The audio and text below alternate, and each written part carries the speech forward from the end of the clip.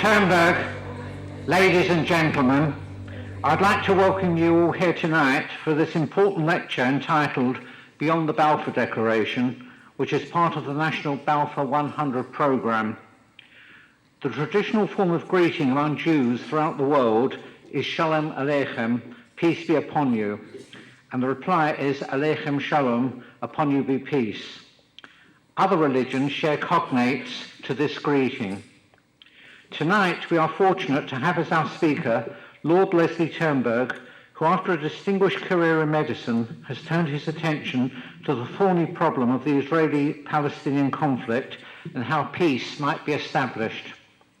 Professor of Medicine and Dean of the Faculty in the University of Manchester and President of the Royal College of Physicians in London, he now uses his experience in research and in large organisations to analyse the reasons behind the inability of the Zionists and Arabs to reach a compromise. As a Labour peer, he focuses on the problems that abound in the Middle East in his interventions in debates in the House of Lords. He opened the debate on July the 7th on the Balfour Declaration, in which he asked what plans Her Majesty's government have to mark the centenary in November, and said that Israel owed an enormous debt to Britain. We are indeed fortunate to have friends like Lord Turnberg speaking up for us in Parliament. May I say, as a member of the Board of Deputies, how grateful we are to all the members of the APPG, the all-party parliamentary group on British Jews, who helped to deepen the connections between Parliament and the UK Jewish community. As Jews with a long history of persecution and turbulence, we seek not just peace, but live in hope of a better tomorrow. The national anthem of Israel is Hatikva, the hope. Jewish thought recognises hope that things will get better, even when we know it may not come to pass as we wish. In the political arena, as well as in our personal lives, we may feel that everything looks bleak and hope an impossible dream, but we must never ever give up hope. To use a meteorological metaphor after yesterday's strange weather, it is always darkest before the dawn. A story doing the rounds at present in political circles is that various international dignitaries and heads of state meet with God and make requests for their people. Donald Trump asks, will there ever be peace between the USA and North Korea? And God says, yes, but not in your lifetime. Antonio Guterres, the UN Secretary General, asks whether the conflict in Syria will ever end, and God says, yes, but not in your lifetime. And Benjamin Netanyahu asks, will there be peace between Israel and its Arab neighbours? And God says, yes, but not in my lifetime. Tonight, Lord Turnberg will take us down the road that started 100 years ago, outlining some of the markers and milestones of attempts to negotiate a peace in the Middle East and indicate what a future peace settlement might look like. I have much pleasure in inviting Lord Turnberg to speak on Beyond the Balfour Declaration. Well, thank you very much indeed for that kind introduction and for inviting me to speak to you today. I'm delighted to see so many people here. I thought you'd all be Balfoured out by now. There's so many Balfour meetings and Balfour talks, and my problem this evening is to try and think of something to say that will keep you glued to your seats. I'm reminded of incidentally, of the man who fancied himself as a public speaker who said, my audience is always glued to its seats, and someone said to him, yes, that's a good way of keeping them there. Well, you'll be relieved to know, perhaps, that I'll not be talking about how Israel should or should not be resolving its conflict with the Palestinians. There are over 8 million Israelis, all of whom have an opinion, all different from each other and all different from what their government should be doing. And it's the case that my own opinion is dealt with in my book, so you'll have to read my book if you want to find out what that is. What I am going to talk about is what it was that induced Balfour and the British government to support so strongly the establishment of a home for the Jews in Palestine. Why on earth did they spend so much time in the War Cabinet at a time when Britain was doing terribly badly in the war against Germany. Things were going very badly wrong. And having been so supportive in 1917, why in 1939 did the government issue that notorious white paper that put a block on immigration of the Jews at a time when they needed it most, when they were being killed off in the death camps of Europe? And I'll talk about the Declaration now when there are so many misunderstandings about what its significance was, and when there are so many who see it as the biggest error of judgment that a government could make. I believe The Guardian this morning takes that line. And there are others, of course, who think it was the most magnanimous gesture of an imperial nation for a persecuted people. And it's pretty clear that Balfour would never have imagined that 100 years later there would be this continuing conflict over what he described as this small notch of land that the Arabs couldn't possibly begrudge. He would have been amazed and disturbed to hear that the Palestinian Authority is now seeking an apology from the British government for the declaration. Last year I visited Ramallah. I didn't just go to Ramallah. I took a group of peers, lords, to Israel, mostly not Jewish. And we went to the West Bank, we went to Ramallah, went to the PA offices, and we met a man called Nabil Shaf, who surprised our non-Jewish peers by saying, it's all you Brits' fault for the Balfour Declaration, that we're in this mess that we're in. It didn't please our peers, I can tell you, and it was a very good PR move for the Israelis. But going back to the beginning of the 20th century, the hope of the Jews that the Enlightenment in Western Europe would bring them relief was soon shattered as assimilation and even conversion to Christianity failed to curb the growing anti-Semitism, which changed from religious persecution to racial persecution. Chaim Weizmann wrote about his German professor in Berlin, who told him not to worry because once the Germans recognized the excellent qualities of the Jews, all would be well. He said, a little enlightenment, judiciously applied, and anti-Semitism would simply vanish. That was in Germany. Enough said. Herzl, Theodor Herzl, and his colleagues had tried hard to get the Turks to let the Jews into Palestine without any success. So by the time Balfour came along, almost 20 years later, it had become clear to Chaim Weizmann and his colleagues that Britain was where they should focus their efforts. So let me come finally what it was that brought the unlikely figure of Balfour to the aid of the Zionists in such a remarkable way.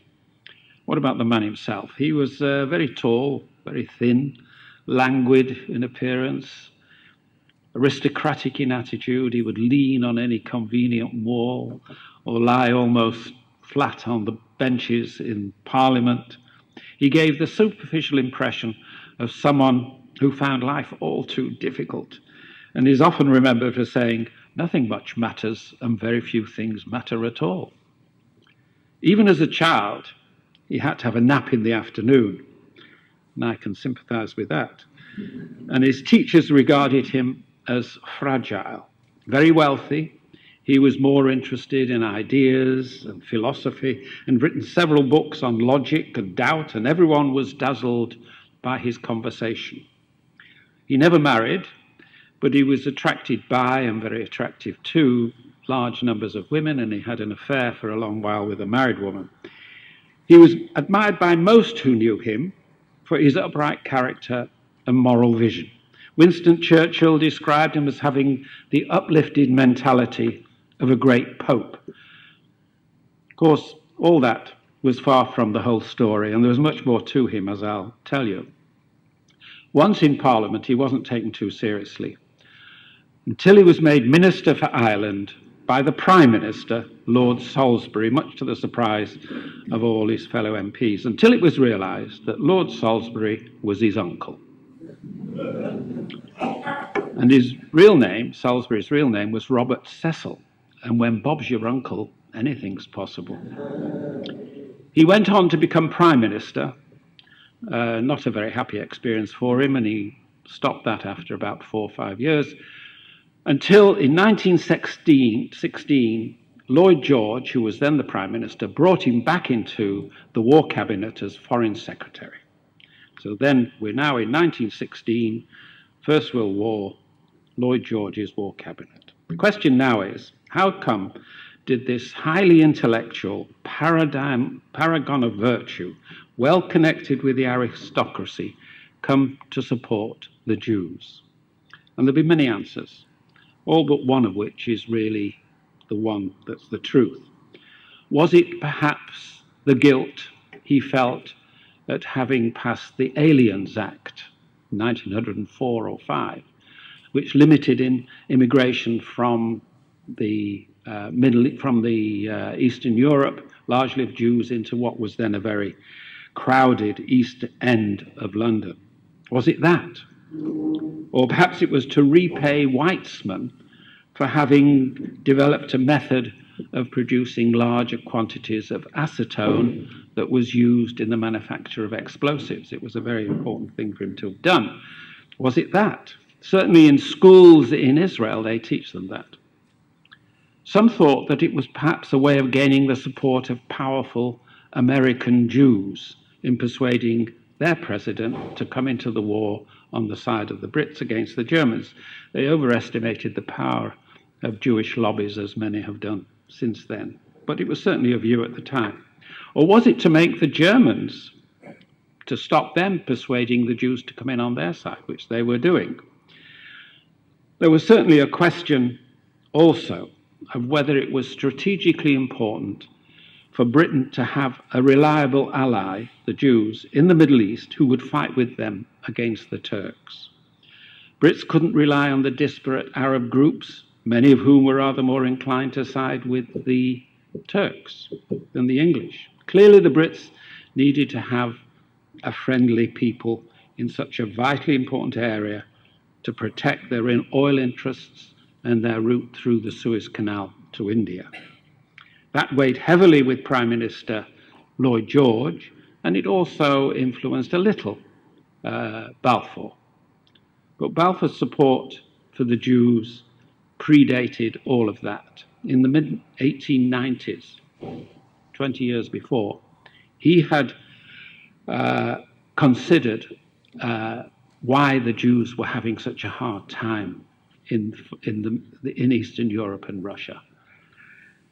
And he listened to what he was saying when he was speaking then and later. We cannot forget how they, the Jews, have been treated during long centuries. Our whole religious organization of Europe has proved itself guilty of great crimes against this race. That was Balfour. He didn't believe that Dreyfus in France was guilty. He thought that was a French anti-Semitic plot.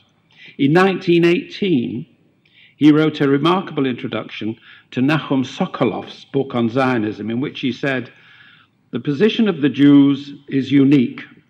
For them, race, religion, and country are interrelated, as they are interrelated in the case of no other race, no other religion, and no other country on earth."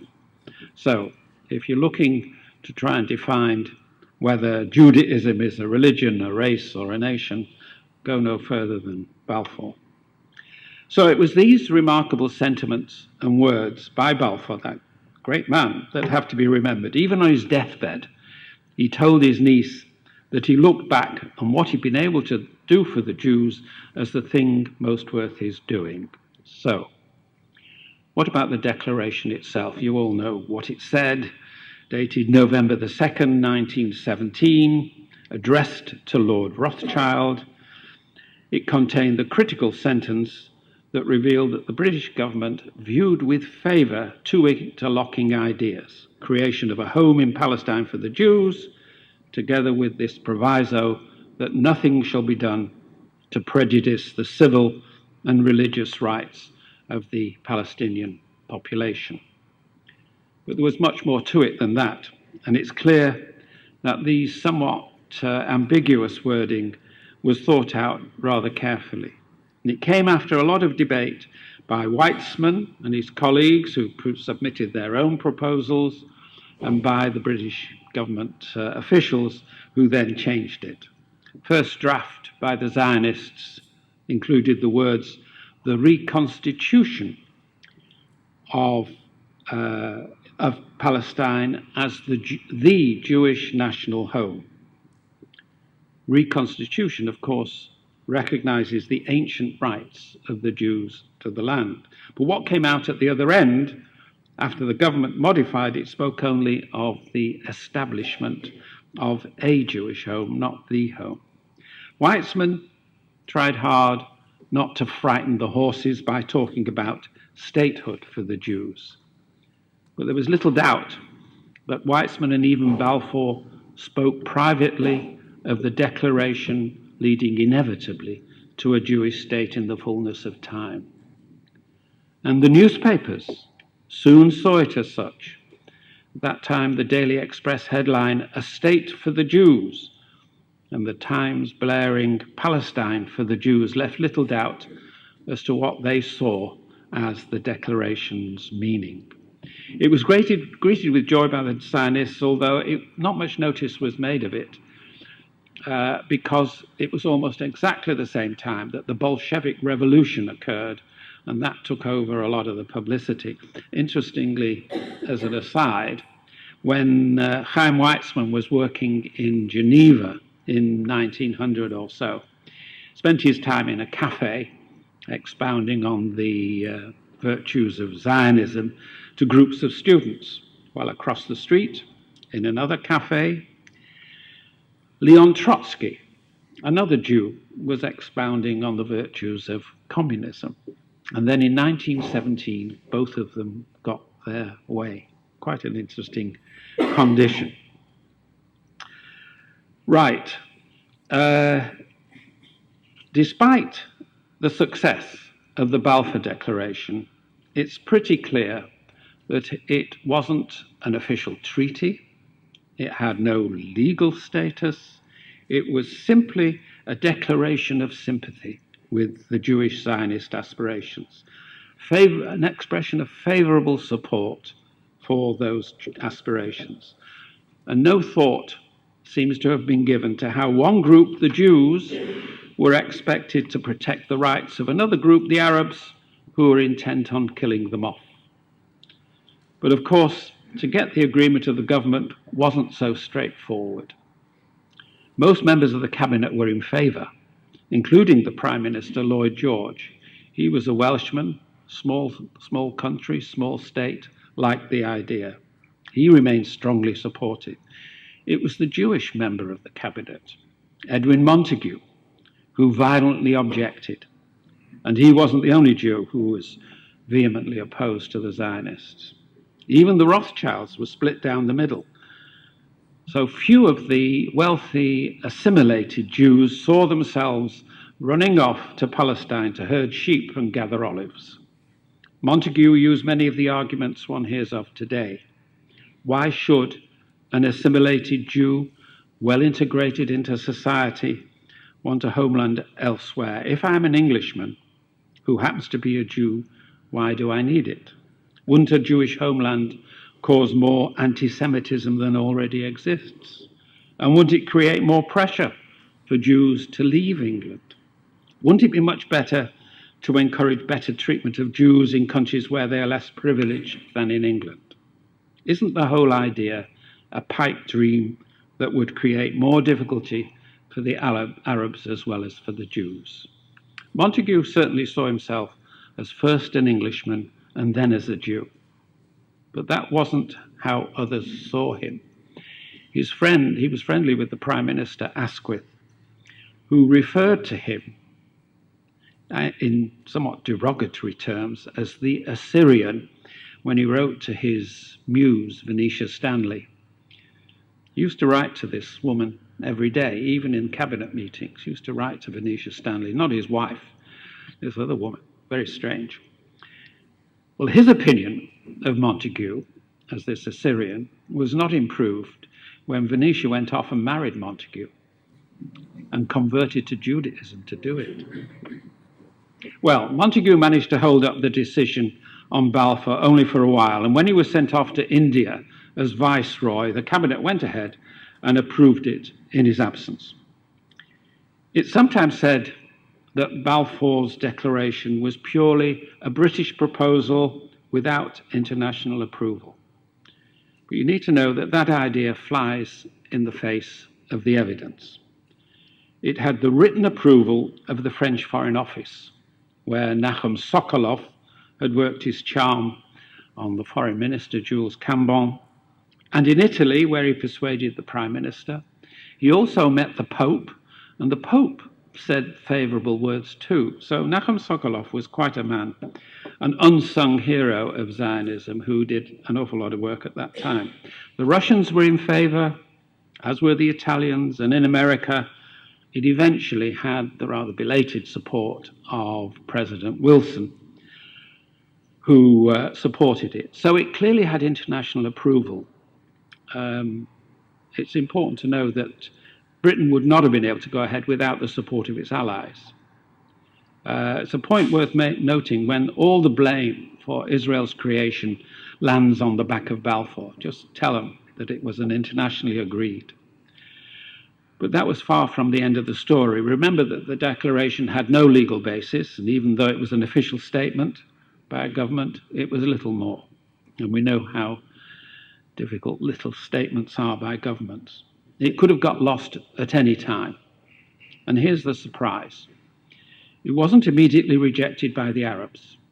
In fact, Hussein, the Grand Sheriff of Mecca, and his son Prince Faisal were generally supportive of Jewish immigration into what they regarded as a far distant and neglected corner of the Arabian lands. Weitzman met Faisal on a number of occasions in what seems to have been very friendly circumstances. There's this famous photograph of the two of them dressed in Arab gowns and a headdress, with Weitzman looking faintly embarrassed. And for a while at least, the leaders amongst the Arabs elsewhere went along with Jewish immigration, thinking it might be rather a good thing. Faisal spoke of the two branches of the Semitic family, Arab and Jew, who understood each other. He wrote to Felix Frankfurter in America, "The Arabs, especially the educated amongst us, look with deepest sympathy on the Zionist movement."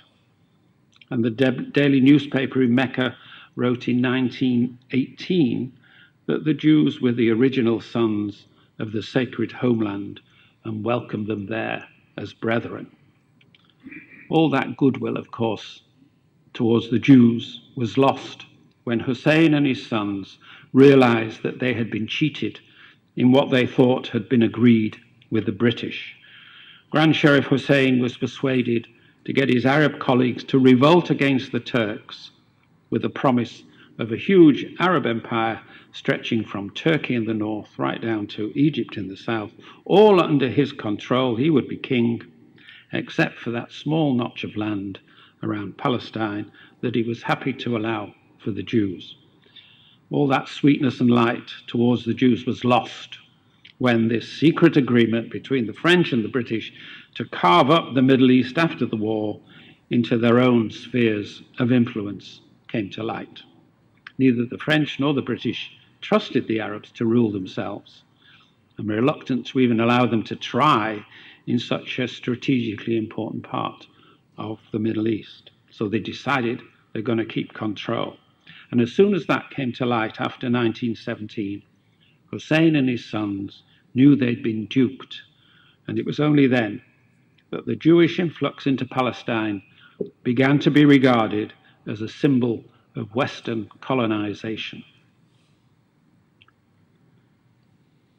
So it's worth emphasizing that the Arab leadership only became incensed after the Middle East was carved up into French and British mandates, and it was Western imperialism, not Jewish immigration, that turned the Arabs against the West.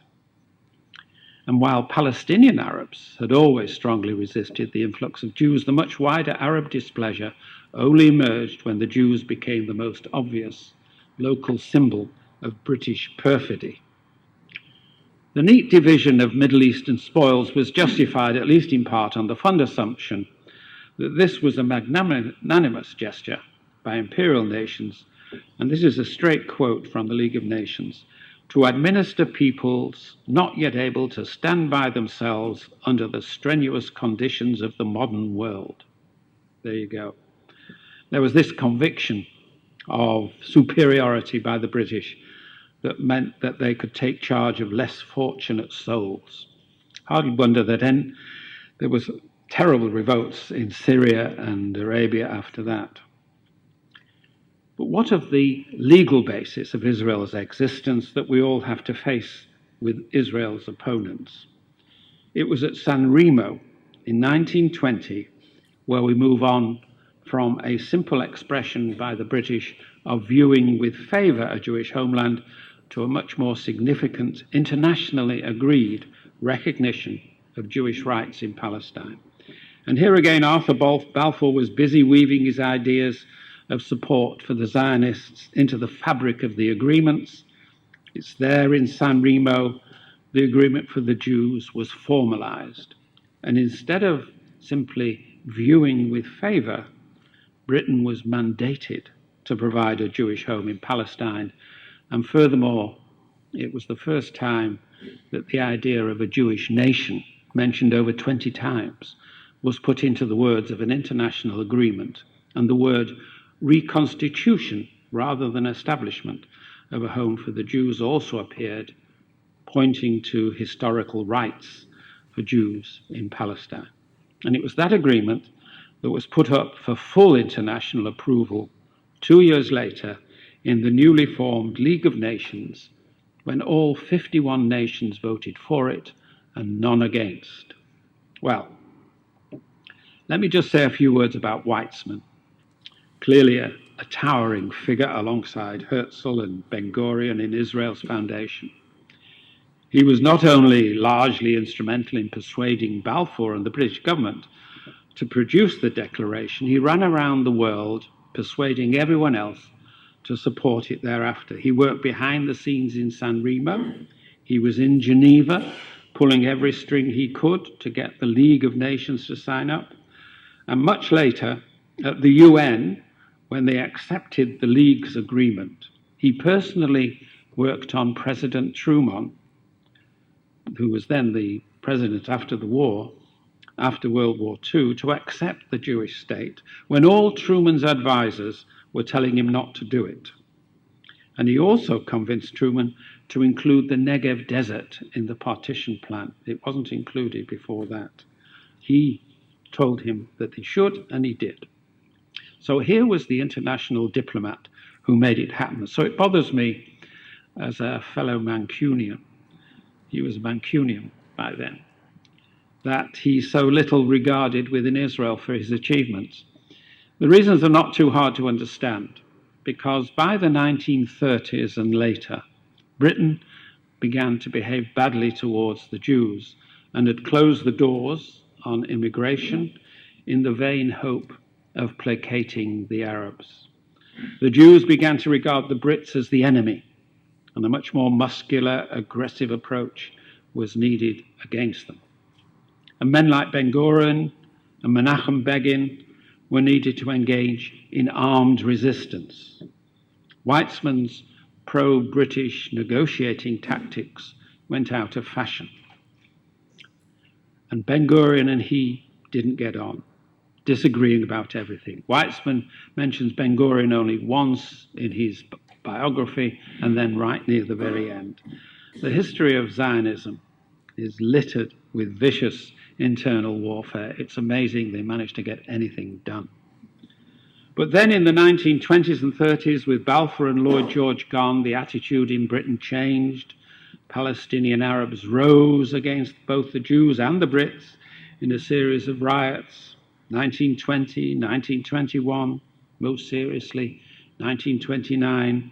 The riots saw many Jews and Arabs killed or injured, and the British government responded by restricting Jewish immigration. A series of government commissions, reports followed, and the report of 1929 is clear from the evidence that was described that the Arabs were the cause of the riots and that the main instigator was that rabid anti-Semite, the Grand Mufti of Jerusalem, Husseini. But then in the classic tradition, the blame was placed on the victims. It was Jewish immigration that caused the riots, so immigration should be reduced, and since the land available to the Jews was too small to take them, they should be stopped from buying any more. The one saving grace in all of that, this whole sordid affair, is that one of the members of the commission, an MP called Henry Snell, saw through the distortions. And if you read the report, he has put in a minority report in which he saw through the whole thing and said, this is entirely wrong. The blame is with the Arabs, not the Jews. And he was a great man, Henry Snell. He became quite interested in the Zionist cause. But the nastiest deed by the Brits, and the one that had the most profound, serious impact, came with the notorious White Paper of 1939. And that was a vain attempt to placate the Arabs again. Britain shut the door on immigration at the exact moment when the Jews needed to escape from the death camps of Europe. It was that White Paper that saw millions of Jews perish in gas chambers, caused the Jews of Palestine and later of Israel to lose all faith that they had gained from Balfour and his declaration. Menachem Begin likened the Brits to Hitler and the Gestapo and had no compunction in fighting back with any aggressive tactics he could muster. Ben-Gurion, as you all know, famously said, "We will fight the White Paper as if there is no war, and the war as if there is no White Paper." Even after the war, when Ernest Bevin became the Labour Party's foreign secretary, restrictions on immigration continued, and he fought tooth and nail to try to prevent the UN from accepting the resolution that opened the way for Israel to be created. That too did not very much to encourage love for Britain and by the Israelis. But there's little doubt that without Balfour's declaration, the Jews would have had a very hard time getting a state of their own. And whatever Britain did later, before, during, immediately after the Second World War, to try to restrict immigration and to reduce the size of the Promised Land in various partition plans, one after the other, there's no getting away from the absolutely essential role that Britain played in 1917, 1920, and 1922. And even though the Promised Land was nibbled away bit by bit in partition after partition, it was Ben-Gurion writing to his son from his house in London. Did you know there's a blue plaque on Ben-Gurion's house in Maida Vale? It's quite an interesting one. He said to his son that the Jews should accept what was on offer, the almost indefensible sliver of land that was being offered, knowing full well that they'd be able to change facts on the ground in due course. And against all the odds, that, of course, is what they managed to achieve. But it's not only Israel that should be grateful. Britain, too, should be grateful. Britain should celebrate the fact that it provided the foundations of a democratic state in a part of the world where democracy was and remains very short supply.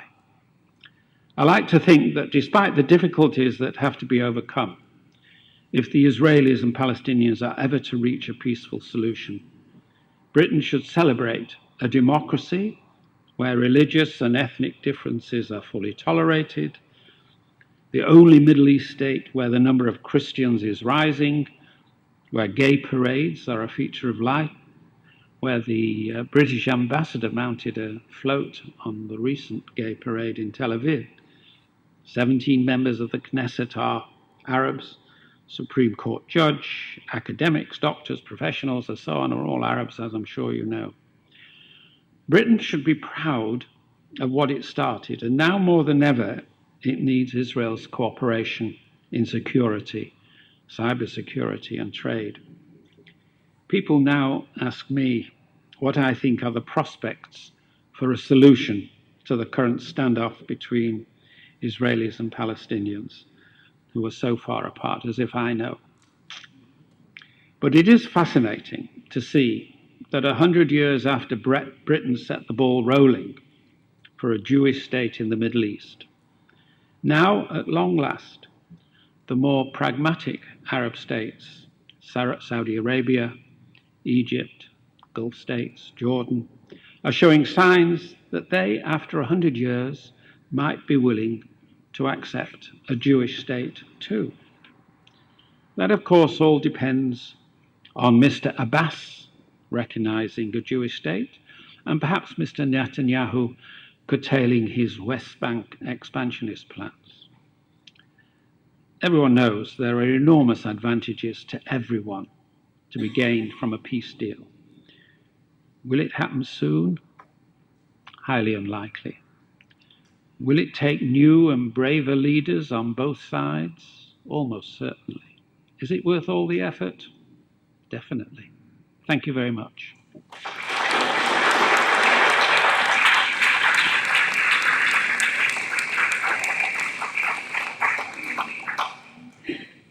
Happy to answer questions. David Pelter. Just one question on timing. You said that all 50 nations supported the mandate at San Remo? No, League of Nations. League of Nations, I beg your pardon. Was that before the Arabs realised they'd been betrayed by Britain then? It was about the same time. It was 1922 when 51 nations of the League of Nations voted in favour of the mandate. It was about that time. The Arabs were busily trying to lobby the British Parliament to not allow the mandate to go forward, and to not allow the mandate for Palestine, at least, to go forward for the Jews. So it was about the same time. They'd already begun agitating against it. None of them were part of the 51? None of them were members of the United Nations, because those nations weren't actually created. They weren't there. It was one big Arabia, Syria and Arabia. Good evening. Thank you very much for your speech. We were indeed glued to our seats. My name is Jonathan Taylor. Isn't it true that you mentioned that King Faisal was really regarding the sliver of land as a backwater in the Middle East as a whole, and that actually they were more antagonistic to the British failure to define them as states in the way they wanted and give them independence, rather than the antagonism against the Jews? And is it true that, in fact, the Arabs were attracted to the Zionist enterprise because they had labor and they had a chance to settle in a land which previously wasn't fit for settlement after malarial swamps were cleared, etc.? Isn't that true, that brought the Arabs into Palestine rather than Palestinian so-called national aspirations?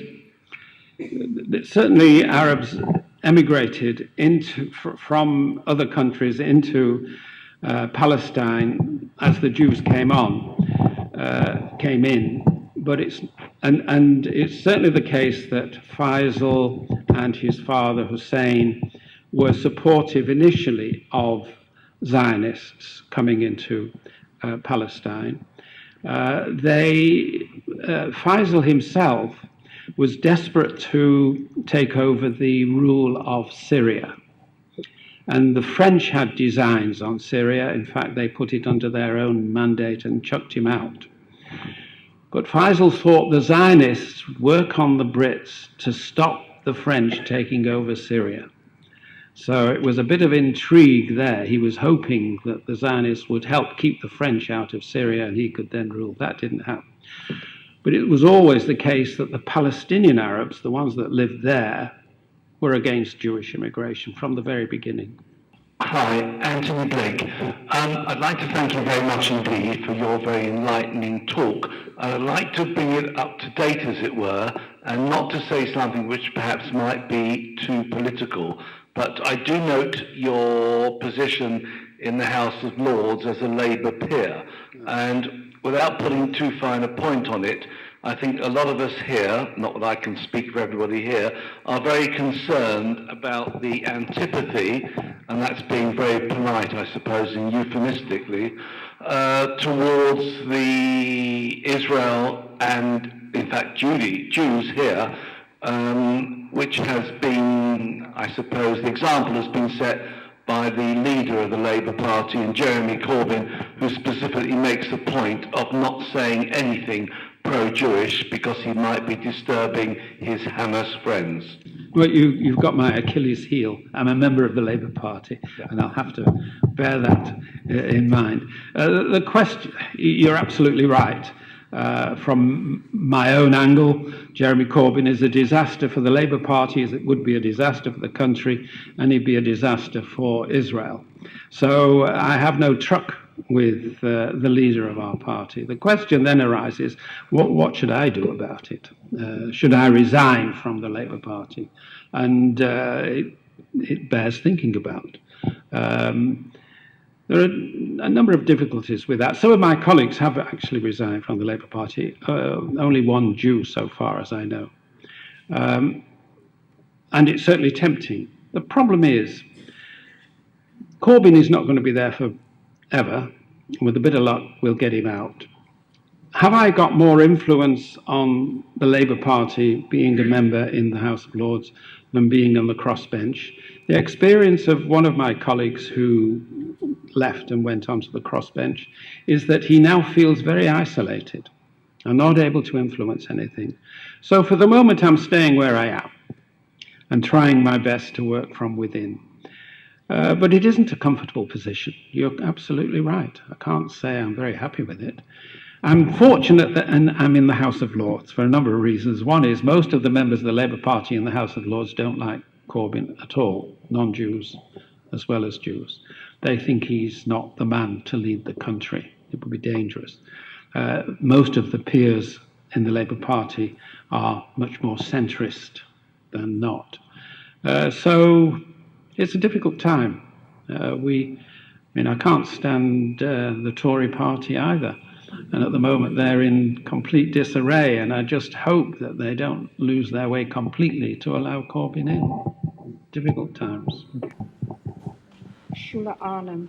If the Balfour Declaration was meant to offer a homeland to the Jewish people, why did it fail in 1940 when the White Paper, when the British mandate or British government signed or the White Paper to prevent Jews from, which was their most difficult time in the history of the Jewish people. And so hundreds and thousands of Jews perished, and maybe millions perished because they weren't allowed. So I feel that the British government was complicit in the murder of millions of Jews and many of my family. So what was the Balfour Declaration for? I mean, I just feel it failed the Jewish people. Yeah, well, Britain... What was it for? Well, it actually gave the legal basis eventually of the State of Israel. But it's certainly the case that Britain reneged on its promises made in the Balfour Declaration. They backtracked and tried very hard to overturn it, unsuccessfully, fortunately for Israel, because it eventually came through from the League of Nations to the United Nations after the war. But Britain behaved very badly. You're absolutely right. They changed completely, and the reasons were entirely to do with keeping the Arabs on side and making sure the oil. So it was pragmatic and practical, but it was very nasty. You're absolutely right. They behaved very badly. Israelis, by and large, have never trusted the Brits since. Good evening. Before I married, I lived in the West End of London and mainly worked there. I remember particularly my father, bless him, telling me once when we were near Southampton Row that the J&F offices were there between Southampton Row and the British Museum, And on the side of the JNF offices, there was a balcony. And he told me that the Balfour Declaration was read there to a crowd of Jewish people below. And any time I went past the British Museum, I always used to look up the balcony and think of that. Yeah. I didn't know that. I'd like to see where the balcony is. I'm going to have a look next time I'm in that area. Eric Rendell. There is something that a number of people who've come into this country from former parts of the British Empire have said about the British that I have spoken to, and that is the British controlled their empire by the maxim of divide and conquer. Were they not doing the same thing with the Arabs and the Jews in the time of the First World War? I don't think that was the case. I don't think they were trying to divide the Arabs and the Jews in order to conquer them. There were lots of motivation behind trying to, on the one hand, Lloyd George was Machiavellian. First of all, he helped the Jews with the Balfour Declaration. Then he was talking to Hussein and his son to try and keep them on board. And he was also trying to make peace secretly with the Turks. So if he'd made peace with the Turks early, he would have left them with their Arabian lands, their Ottoman Empire, and neither the Jews nor the Arabs would have got what they wanted. So he was certainly playing fast and loose with promising everything to all of them. So he was a tricky customer. But I don't know whether he was playing one off against the other. He was just promising everything to everyone. Good evening. Thank you very much for the most interesting talk. My name is David Roskin. I'm interested to know, as a parliamentarian, you have a view across all the spectrum of Parliament. How is it viewed today, the Balfour Declaration, as what it led to? Is it viewed with dismay amongst the parties? Is there support and acceptance of it? And what is being done to mark the 100th anniversary of this wonderful declaration in Parliament itself? And as Tony Blake mentioned earlier on, the Labour leader can't even bring himself to mention the name of Israel. So, obvious that there is, amongst the higher echelons of the Labour shadow cabinet, a great dismay, obviously, of the Balfour Declaration. So is there a greater percentage of parliamentarians, whether they be Commons or Lords, view the Balfour Declaration with favour or dismay? And is there anything being done to recognise the 100th anniversary? Well, there does seem to be, first of all, there's a fair deal of ignorance and misunderstanding about what the Balfour Declaration was and is and what its representation was. People think it was all Britain when in fact it had to be agreed by the Allies at the time, and it had international approval. But leaving that aside, the sense in the Lords is quite different from the sense in the Commons. And the Lords is now a much more friendly pace towards Israel than it was even 5 years ago, certainly 10 years ago. And the reason is because we've been working hard on trying to gather friends. We now have 4 individuals who are the steering group: myself on the Labour bench, Howard Lee on the Tory bench, Ruth Deach on the Cross bench, and Monroe Palmer on the Liberal Democrats. And the 4 of us meet regularly, and we have now engaged about 90 peers who are supportive of Israel. We take groups of them to Israel. I've taken 2 groups so far, another one this year. And we introduce them to the idea about what Israel is for. And it seems to be working, because in July, as I think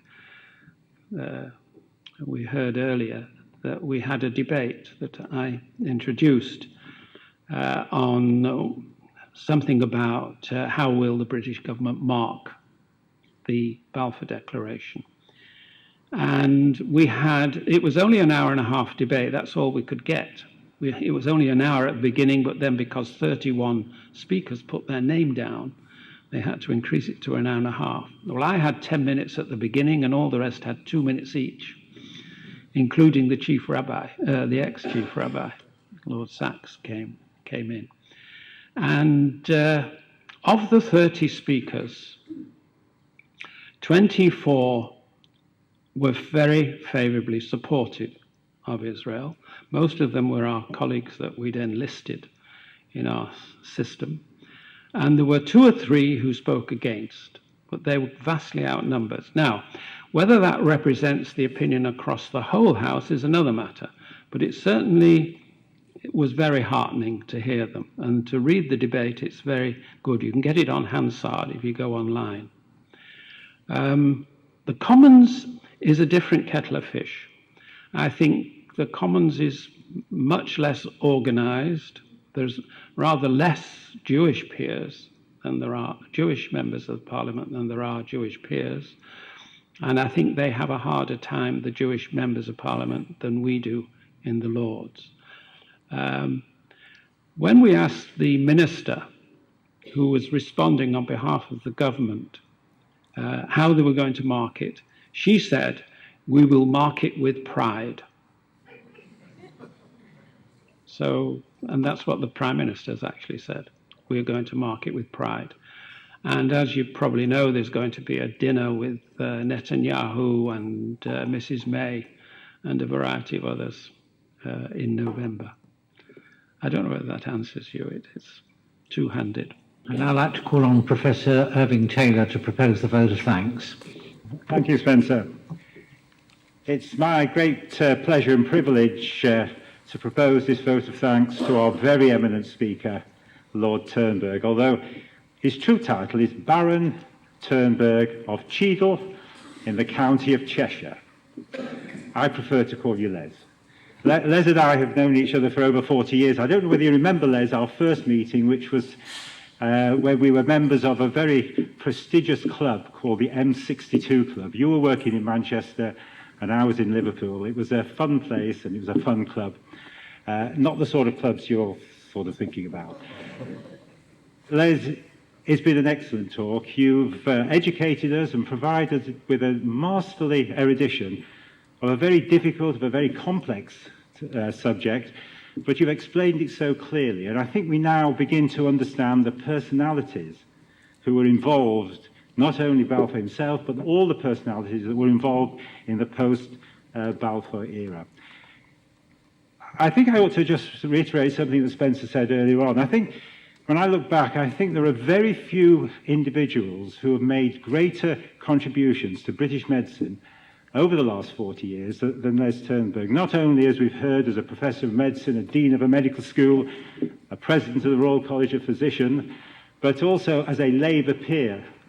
And it's in this latter capacity that you're continuing to make enormous contributions. You debate on all topics related to medicine, medical ethics, research, problems with the funding of the NHS.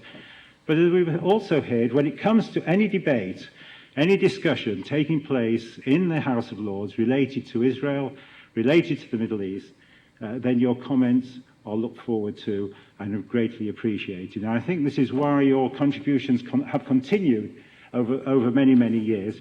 And I think we're all extremely grateful to you for not only being a great supporter of Israel, but continuing to support Israel in the powers, amongst the powers that be. You mentioned your book, and you haven't actually mentioned that it's at the back of the room to be signed if anybody wants to purchase one. I've actually read the book, and it is absolutely outstanding. It's full of information. I was awestruck because it's got so much data in there, and it just shows that even though you were a physician, you're still able to take medical research into the workplace and acquire all this different bits of information, many of it primary source information, distill it out, integrate it, and provide a beautiful analysis of the present situation.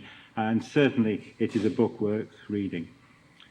Finally, I think I should also mention that Les and his wife Edna have set up a travelling fellowship, the Daniel Turnberg Travelling Fellowship, in the name of his late son, Daniel. And this is a wonderful initiative in which biomedical researchers from throughout the Middle East are able to come to the United Kingdom, to institutes within the United Kingdom, and contribute and take back information that they've acquired. The research is often well peer-reviewed, and it's a way in which the Middle Eastern and UK departments and institutions can contribute in a well worthwhile way. And it's not only Israelis that are involved. There have been Egyptians, Jordanians, I think even people from the Palestinian territories have come over, and I think there's over 200 individuals have participated in it so far. And this is a great, again, a great aspect of your overall work towards bringing together an understanding of the Middle East and how it partakes in modern days. So finally, Les, once again, we thank you most sincerely. It has actually been an exceptional talk, and we're most grateful. And it gives me great pleasure on behalf of Edgware United Synagogue to make a couple of donations, a couple of presentations to you. The first, one of the many charities which you support. I think there's a whole list of charities you support, but this is a presentation for Secondary First, Seeking a Cure for Secondary Breast Cancer. This is to record that Edgware United Synagogue has made a generous donation in support of our work in the field of research into secondary breast cancer in the name of the Lord Turnberg of Cheadle, in appreciation of his delivering a lecture as part of the UK's Balfour 100 programme, 17th of October 2017.